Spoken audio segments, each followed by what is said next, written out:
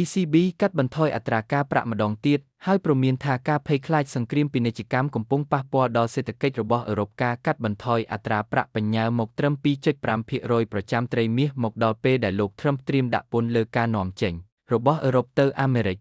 ធនាគារកណ្ដាលអឺរ៉ុបបានកាត់បន្ថយអត្រាការប្រាក់នៅទូទាំងតំបន់ចាយប្រាក់អឺរ៉ូដែលមានសមាជិក20ជាលើកទី2ក្នុងឆ្នាំនេះហើយបានព្រមានថាការភ័យខ្លាចសង្គ្រាមពាណិជ្ជកម្មកំពុងប៉ះពាល់ដល់សេដ្ឋកិច្ចរបស់អឺរ៉ុបប្រធាន ECB លោកស្រី Christine Lagarde បានស្ដីបន្ទោសគឺកម្រិតខ្ពស់នៃពាណិជ្ជកម្មនិងភាពមិនច្បាស់លាស់នៃគោលនយោបាយ GU សម្រាប់ការធ្លាក់ចុះនៃកំណើនដែលរំពឹងទុកនៅឆ្នាំនេះ